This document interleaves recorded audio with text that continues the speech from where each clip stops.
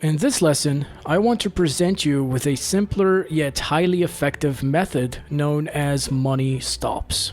This approach is about setting your stop losses based on a fixed amount of money that you are comfortable risking on each trade. Let me be clear, since stop placement is such an art and a matter of speaking very troublesome for most traders, we're trying to provide you with a variety of approaches. But Professor Aldo does not particularly endorse any of the methods I have so far presented. So with that in mind, let's talk about money stops, or what's known as fixed monetary stops. This method is as straightforward as it gets. You simply decide on a specific dollar amount you're comfortable risking on a trade. For instance, you're okay with risking $50 on a trade. You set your stop loss to ensure you don't lose more than that. It's a very personal approach that doesn't factor in market behavior, which makes it easy to manage but also a bit rigid since it doesn't adjust to changes in market conditions. Now let's get into how to use money stops. First, determine the risk amount. Start by deciding how much money you are willing to risk on a single trade. Again, this is not an amount you're willing to lose, but that you're willing to risk without affecting your psychology. The amount should be a percentage of your trading capital that you're comfortable with. The typical recommendations are between 1% and 3% of your trading capital. For instance, if your trading account has $10,000 and you're willing to risk 2%, your risk amount per trade would be $200. The second step is set your stop loss level. Let me give you an example using a currency pair where you are risking $50 on the trade. I'm going to use the euro because in the euro USD pair, a standard lot is 100,000 units, where each pip is worth $10. That gives us a clean round number to work with. A mini lot is 10,000 units. Each pip is worth $1. A micro lot is 1,000 units, and each pip is worth 10 cents. So let's assume that the entry price is at 115. We would need to determine the position size we are going to use. That is how many lots to trade based on the $50 risk. Thereafter, we need to figure out the stop loss level that ensures the total risk does not exceed $50. So the first step is to determine the pip value. Next, we set the risk per pip. You are risking $50, so you need to decide how far your stop loss should be from your entry price. Let's assume you want to set your protective stop 20 pips away from your entry price. You did that by determining a potential level of support. That means that to risk $2.50 per pip, you can trade 25,000 units, that's 2.5 mini lots, because you remember that for one mini lot, the pip value is $1, so for 2.5 mini lots, the pip value will be 2.50 per pip.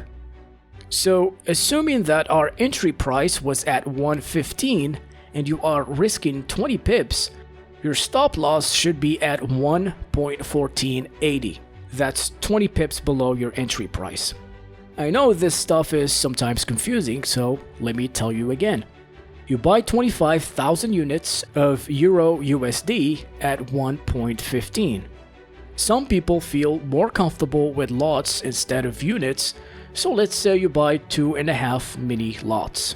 You set your stop loss at 1.1480, and that's 20 pips away. Each pip is worth $2.50, so if the price moves 20 pips against you, you will lose $50. This setup ensures that you are only risking $50 while trading the Euro USD pair. Now, this would be what is known as risk-based approach, where you fix the stop loss distance based on market analysis. Remember that you identified a support level to determine your stop. And then you calculate how many units to trade so that your risk in dollars stays within your limit.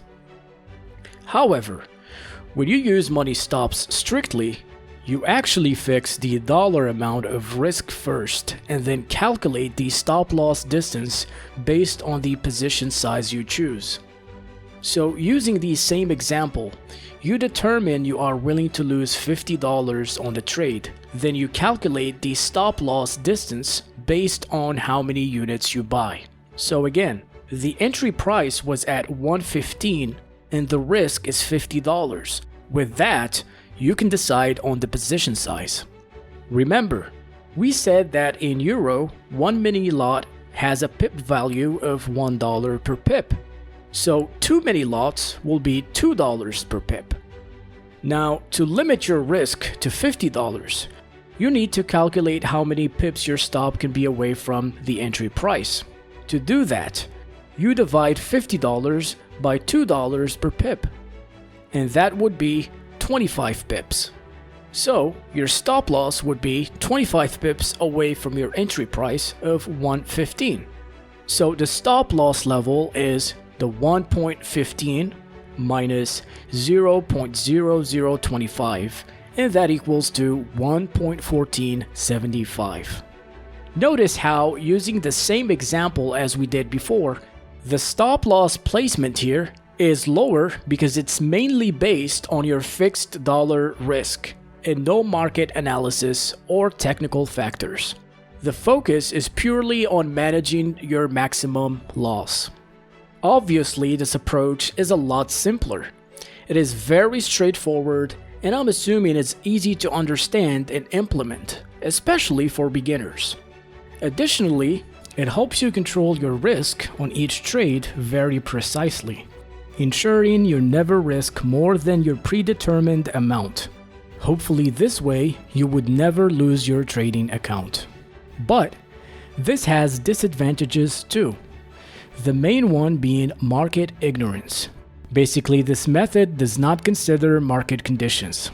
For example, if 20 or 25 pips below your entry point sits right at a major support level, you might be stopped out just before the currency rebounds, and that's very painful. Besides that, if the market you're trading is very volatile, a money stop can be too rigid, and this inflexibility can turn into unnecessary losses.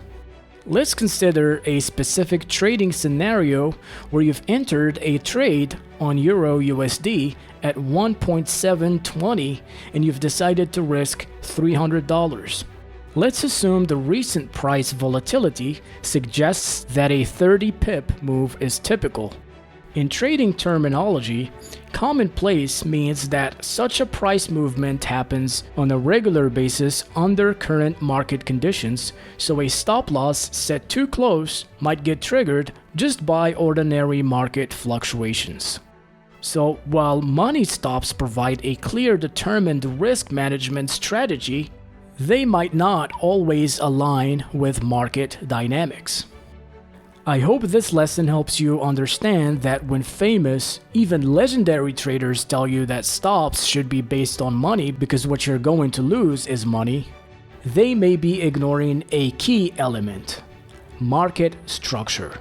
In the Technical Analysis Institute, we believe that the best way to forecast markets and determine exits is by using the Elliot wave principle.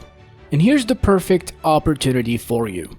You can join our exclusive Elliot Wave 2-week intensive and learn how to forecast any market in 2 weeks or less, dive deep to every concept of the Elliot Wave principle, and get your hands-on training with real market examples, and get your charts reviewed and corrected by Professor Aldo, a certified Elliot Wave analyst. This is your chance to learn how to forecast any market with confidence within 2 weeks or less. If you're serious about mastering the Elliot Wave principle, click the link below in the description to secure your spot while you can. Because since this is a group coaching setup, spots are limited. Thank you for watching.